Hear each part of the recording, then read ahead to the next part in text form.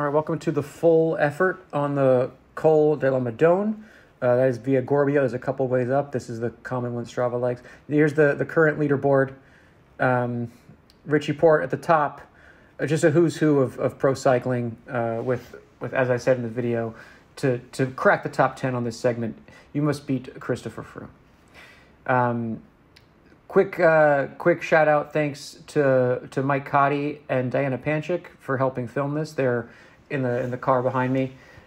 Check out the full Nice episode if you haven't. This is just the down and dirty bike riding portion. Check out the full episode if you want, the story behind it but if you just want to watch some painful pedaling, you're in the right place. And so I'll just do a little commentary here. Madone, this happened in late February, so kind of a cold day. Folks say that the cold is denser air, a little bit slower. I find yes, but I think my watts are a little bit better in cold. For me, it's a tie. I'd rather go for a KO. I feel like the cold legs are invigorating. That's just me. Some Strava dorks would disagree. So as you can see, it's I'm already going too hard. 420 something watts is not ideal. At the beginning of these, I'm not doing 500. I'm not going to fall apart from that kind of effort. At the beginning of these, I'm looking at the Strava Live segments, and I never really know what I'm getting into as far as competition until I start going. Until I start going a certain pace, and it's if you're doing 410 watts and you're losing time. That's important to realize, and then you can kind of reset your expectations for the final result. And that was what you're looking at here was pretty quick. It's like, oh, I'm not getting this KOM. Let's just see how much I can not lose. I do have it on good authority. I'm not going to blow him up, but on local good authority from a World Tour professional bike racer. That Richie and Pogacar would have been in, a lot of times I'm going for these KOMs, and I come at Strava from how the pros were, my era, 2016 was my last year. And the pros at that point, like a lot of guys had Strava, but nobody was like using it. It was sort of sneered or rolled eyes at. It wasn't something used for training. If I had a 20-minute interval, I would do the interval and I wouldn't know where the segment started, where the segment ended, and I wouldn't care. Like, certainly you didn't care about your rankings. I think in the years since then, pros have begun to use Strava and KOMs for training. And if Richie, I think, is a little bit younger than me, but about my age, if you're trying to make it to 35 as a pro cyclist, intervals probably get boring around 31, 32. And you could sort of accomplish the same thing by like, oh, what coach wants me to do 2 by 20, I'll try and break my time on the Madone twice today. So I think that's what's been going on. One of the many hairpins on this. So I guess you ease the hairpin going into that left turn. Yeah, get a lot let off the pedal for a second. I started there, let off the pedal for a second, and then I do like kind of go over the power target to get back up to speed. And then settle back down. So you'll see me. I stand when there's those speed changes. I'll shift the gears twice, and I'll stand up, and then I'll get back to the cadence and the gear and similar gradient I was in, and go back down. You can see I'm keeping it 168 beats a minute. I know I can do that. I also know there's a little bit of recovery near the end. It's kind of like a 22-minute effort, and then you squeeze it out. But it's funny how much there were a few cars on this one. It wasn't busy, but a very narrow road. I think there's a little chicken to be played coming up soon. But this is legendary because you got Richie Porte, you got Pogacar. So I do have it on good authority that when they went for these, we're talking skin suits, we're talking race bikes. There's no pump in their pockets. So I kind of, when I do these, I sort of assume, pros don't care about these. They weren't doing their best. But I have it on good authority that there was this was the full dork setup from at least those fellas, and the other guys were in a bicycle race. So probably ejected the water bottles, and they were. That's the thing is for the guys, people who say they were being helped because there were a bunch of the top 10 was from a race, and they were also in a race. So there's tactics, there's accelerations, there's the probably, 100K before the climb that they had to deal with. So I don't know if I even call that a tie. I'd rather go into it super fresh than with a draft, depending on the climb. But this is right in the middle. The 7-8% is sort of on the verge of, is that really draftable or is it not? And it just depends on how it's playing out. But very simple in that, a bunch of those guys dropped me in the bike races, so I'm not surprised they're ahead of me on Strava, and there's no any excuses there. So we're already up at 170 beats a minute, which is about where I top out on these things. That's the retired max. I don't do the short efforts like that anymore. But good speed, good cadence. I'm trying to keep it. My rule is always rule of thirds. Here's where we play chicken. I can make it through. The car cannot. The car's gonna wait. But my power is still up here, so we're just gonna leave that going. You can see my numbers as someone tries to squeeze by on here. See, you can't see me, but you can trust I'm still moving out there. Beautiful climb. So right below is Monaco. A bunch of yachts and the Mediterranean, and it's where rich people live on purpose. An avocado is like $12 at the supermarket there. It's outrageous. And then Nice, which is super fancy but a little bit more sane. We were staying in Antibes, which is a little bit further down. Just one of those like awesome places to visit. Would be weird to live there. At least if you're a Georgia boy like me. I'm like, LA is weird to live in. I figured that out. Nice would be, I think, a notch on top of that. And Monaco there's only a couple of those. There's only one place like that. I said in the video, but like a bad apartment, because Monaco is a tax haven for folks who don't know. A bad apartment there is $10,000 a month. We're talking like a rusty 1-bedroom kind of thing, but you don't pay taxes, so that pays off at a certain bracket. That LA is fine. LA is really nice. It's raining today. That's when I do voiceovers on rainy days. So still a steady, like, not a perfect flat power file, because I didn't really know where I was at. And I was probably reaching a little bit. I was probably, that's what I always do. I always go a little bit too hard at the beginning and fade a little bit, but I know how to keep myself from exploding. So we're in the high threes. We're not in the low fours anymore. But I'm not going 450 and falling down to 250. I'm going 410 and falling down to 380. So I don't think it cost me that much in the speed. A perfectly flat file would be better. I'll put my Chapeau power file at the end of my power analysis software. I did all right. And again, like, the gradient matters. You want to save most of the watts for when it's steepest. You want to keep the speed up on the flat parts, but you can back off a good bit on, like, a flat section. You can go down to 150 watts and save it for when it kicks up, where you could really lose time. But the cadence is still good. People ask about cadence a lot. I think cadence is sort of talked about too much, in that I haven't thought about cadence in years. I never gathered around like the table at a stage race with my teammates, and we talk about power and whatever else. No one ever brought up what was your cadence in that time trial. I think when you first start, it's important to get smooth at a high cadence, to be efficient at any cadence, because like I think there's a tendency to kind of grind a big gear so you're even, but you want to be able to spin 120 RPMs efficiently and smoothly. I think that probably just happens with experience, but something I probably worked on like my first year riding and then never thought of again. You sort of, I'm not gonna say master it, but that's what goes on as I start doing 75. But you stand up, you click the gears down twice. I was just trying to find a little more speed in this section. So yeah, cadence is one of those I see it talked about a lot, and I think a little bit out of proportion.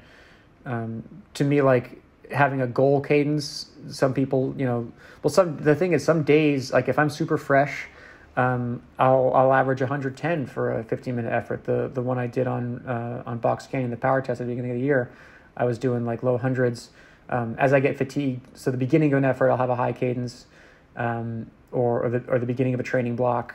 After I rest period, I'll have a high cadence, and then it'll kind of gradually go down to where by the end of the effort, I'm using, the high cadence. You're focusing on your lungs and your breathing, and then the lower cadence is just your muscle tension, your strength there. So as I get lower, that's kind of I'm burning my lungs first and my muscles second. Finger quotes muscles, if you look at me. Heart rate 174. So I'm pretty fresh. High cadence, high heart rate. Pretty fresh for, which I guess kind of makes sense. It was, honeymoon.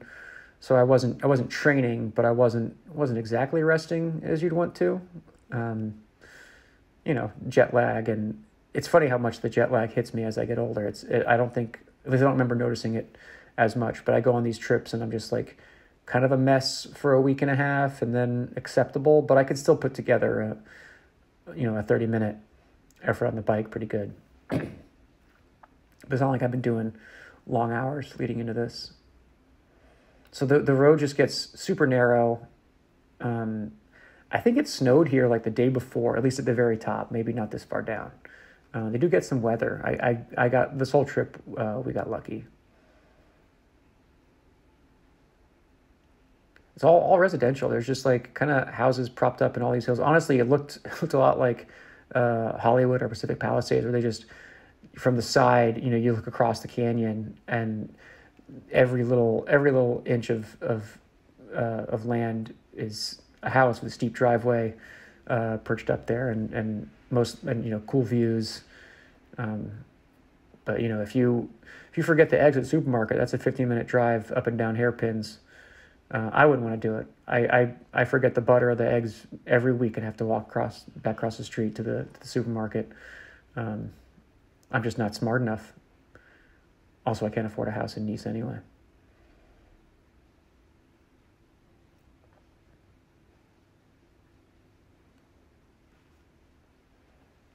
I gotta think of something else to talk about. I'm halfway through. I didn't negative split my conversation here either. This is Mike driving next to me to holler at me a little bit. I had ridden this climb before. I could tell that story. I rode this climb in 2016. This is it turned out to be my last year racing. I was starting to figure that out at the time. It was one of those, like, the teams. I never got in a position where I was like one of the top guys who was sort of taken care of or given plans. So if you read Draft Animals, you'll remember this part. But this year I kind of just like was in Girona. I'd be on the list. They're like, oh, you're doing this race, train for that. And I would train for it. And then, you train and then you taper. And then they're like, oh, you're not doing that race. You're doing this race instead, which is in a week. It's like, okay, well, I can't do a big training block for that. So you do a couple rides and then you show up at the next race. So I did Roubaix that year on 48 hours notice, which, it's not like it would have been any different had I been able to prepare for it my whole life. But another acceleration out of the turn. That's the only left turn on the Madone. I'm glad it was Diana who remembered there was a turn. One of those, like, you ride these climbs all the time, you forget if there's a turn in it, and I have a fear. Only once in all of my KOM videos have I fully missed a turn on it. That was in Mexico. I went back and redid that one the next year, but I did fly right through like a very, nobody told me, and I didn't have the map because I'm stupid at 120 beats a minute, 175. I need to be yelled at left turn, right turn. But so that year, I forget what race I was training for. They sent me to Paris-Nice, not to do the bicycle race Paris-Nice. The thing is, I was going pretty well then, but I didn't do Paris-Nice. I did the Paris-Nice Gran Fondo, or I think it might have been a Haute Route thing, but it was one of those, like, there's a bike race right there, and then there was like a launch event for a new Mavic wheel that was a team sponsor, and they had us rip up the Madone, and I actually got a bunch of KOMs on it, and my time was second place at the time. And I dropped a bunch of pros. One of those just like, I'm pretty sure I should be in the bike race, but for some reason I'm not. So they're probably not going to, it was clear like my team didn't think anything of me. And it was going to have to be time to find a new option. So that was the time that I rode this. And at that point, like I'm going to beat my PR by a fair bit here. Because I know how long the climb is. I had the live segment in. I think that day they were just like, all right, here's the Madone. And I was like racing some dudes up it for kind of fun. So I had a fast time, but there's a different era of Strava and a different era. And thankfully I could still be about as fast for 30 minutes as I was then with the advancements in technology and me training more for uphill and less for sprinting. And by less, I mean absolutely zero. As a racer, you've got to train. You got to be good at kind of everything. You can't if you can't do 1,200 watts in a sprint, you're dropped a couple times or you're in trouble closing some gaps. So you got to train for all that, even if you have no business doing the thing. So a lot of 40-20s, a lot of kind of intervals that are not necessary anymore. That are sort of a waste of time as far as what I do now. Sorry to that guy.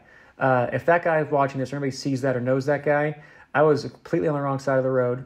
You forget these narrow roads that there's another side. He was coming down. Shout out to disc brakes. Disc brakes, that would have been a pretty bad video.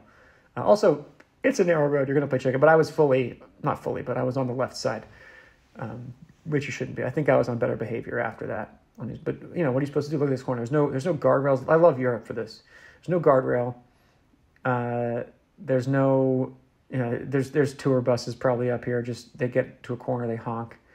Although I didn't see any buses on this day. There's no views. That's probably why. Got a bummer of a fog situation. One of those, fog is its own nice view, but I'm sure it could have been better. So we're almost through with like the kind of the hairpin portion. You can see the map on the bottom left there. Now it's just open, and I think this is less residential. I think this is some kind of parkland, or there's a lot of hiking going on up here.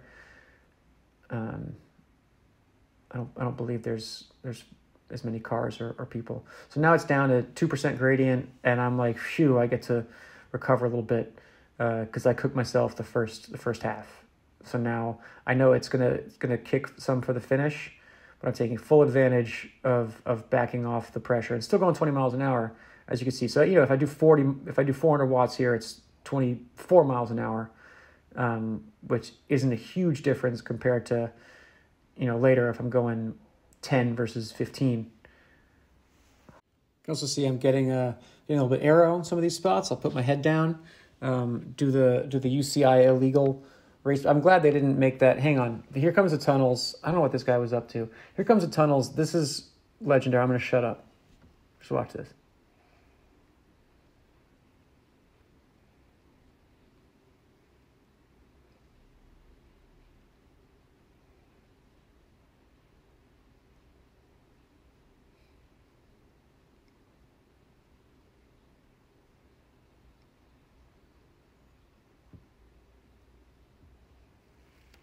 Thank you. The Madone tunnels deserve the respect of me shutting up. So anyway, we're back in I'm glad that UCI changed the aerodynamic, or they waited till I retired to make the puppy paws thing illegal. I'm not sure how it would have worked. But every race I won was that, because I'm a horrible sprinter. So either if I was my whole career, I like mostly local races, but I won like 100 races, and 100% of them were solo because if there was somebody with me, I came second because I'm that bad of a sprinter. So there was a lot of puppy paws with the fake aero bar position on the road bike over the years, which is perfectly legal and like not even controversial at the time. And then they made it illegal, and I was like, yeah, that makes sense. You should have your hands on the handlebars. It's probably a good policy. On the one hand, nobody ever died from that. On the other hand, wait till somebody dies to change a rule. That's obviously not great. Same with the sitting on the top too. It's just like, yeah, we could go ahead and prevent that. And it's level playing field if the guys off the front can't do it. And the guys in the front of the pack can't either. So now we're back we're getting towards the end. At least, we've got 5 or 6 minutes left. So I'm mostly recovered from the flat bit. I'm not quite emptying the tank yet, but I feel good to push. I was feeling good this whole trip, kind of a miracle. It's amazing what a lot of good wine and cheese can do on a honeymoon. Yes, if you're not trying to train through it, it's fine. Also, like my body for some reason was just built for this length of a climb. An hour climb, I was never that great. Under 5 minutes, not so much. But that 5 to 25 minutes, that always worked for me. I think it'd be harder to fake. Well, you'll see in the Tenerife video, the next one I went for. You can see, so now we're at 90 RPMs. It was 100 beginning. Now we're cruising 90. Heart rate 175. So it's creeping up. We're running out of steam over here, but still going strong. At this point, so it's the first third, like I always say, the first third should feel easy. Middle third should just feel like, feel steady. And now it's feeling hard. Now it's feeling hard. I'm loaded up from the beginning. I'm a fair bit down on Richie Port, and I didn't know exactly what Froome's time was. I wish I had. I wish you could sort of tell the Wahoo that you're going for 10th. That's a next feature in the live segments. You can tell it going for PR. So I was toggling between my PR, which was a few years ago, but I knew pretty quickly I was smashing that. So you can hit like the versus button and go between the PR and the KOM. So at this point, I was just looking at the KOM because I was way up on my PR, which I sort of expected. It's fun to think about how different the terrain is from the bottom to the top. A couple thousand feet can do that. You're just like, oh yeah, I'm in the Alps. You're in the Mediterranean a few minutes ago at the beach.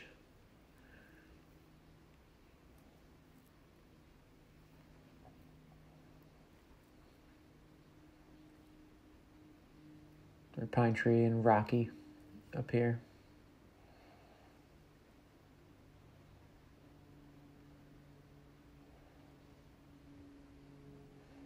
The Madone was, that's what the bicycle was named after. The bike racer who shall not be named was named after him, where he likes to do his power test. That was this climb. I wonder if I broke his PR. He claimed to have done 500 watts bottom to top, which is, an admission to doing drugs. More than, I'm not impressed by that. Anyway. It's a funny sport. That's I love riding a bike uphill, put it that way. There's a lot of dudes in politics and history that's tough to be in the same category. But this part, can't argue with. This speaks to my soul. Just love ripping up a hill.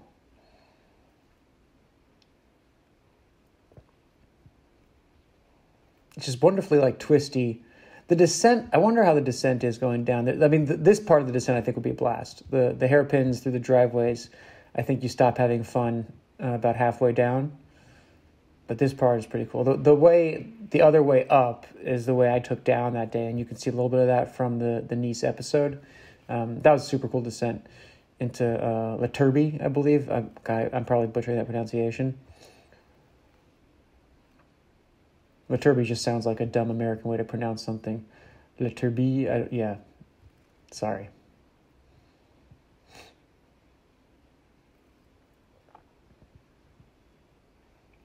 There's a lot of cool riding this way. I've not really done enough. If you go over, you could just sort of see. And I think there's a good few weeks of playing around in these hills that I'd love to get doing someday. But for now, I just fly there, do the Madone. We did another ride, this Mimosa Forest ride. That was bad. The coast is incredible. You can't go wrong with that one, really, anywhere. It's like, oh, that's why the rich people want to live here. I get it. All right, 175 beats a minute. Yeah, we're hurting. I love this shack. What's in there? What are they doing? I bet it's like salt for snowplows or something. That's what I would do. I'd put salt in there. All right, so at this point, I'm totally dead. Still hanging on, doing the 300s. This is where I should be emptying the tank and doing 450 to really finish strong. We're emptying the tank, doing 375 to not lose 30 seconds in the last minute or two. But we're doing it. I can hang on. My back hurts watching this. It's, just shaking, using my whole body.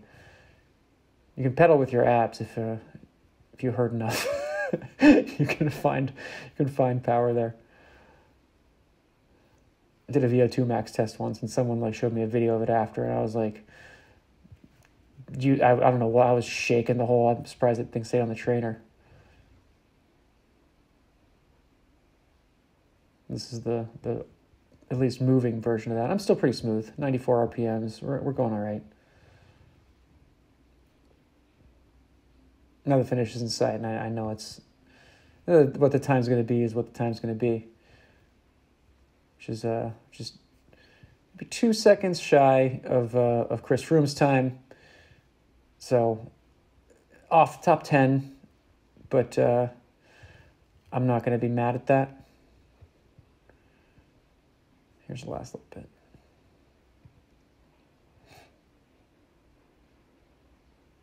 Now I'm not quite scared to sprint. That's my 400 watt sprint. It looks like I'm sprinting until you see the power, and then it's like, oh, it's it's cute. There we go. That's the top, that sign there, and then to the right is what looks like an Enjoy Coca-Cola sign. You can barely see that in the clip. I don't know what that's about. So here's my power file. Little fluctuating, a little. You can see the 2 dips where I recovered, but not too bad. Mostly steady. The heart rate is angry the whole time, but I've certainly done much worse. That's the comparison with this is the Chapeau as a Segment Explorer. So I compare with the first time I went up it. So just pace a little bit smarter this time. And that's the final segment, 11th. All right, thanks for watching. See ya.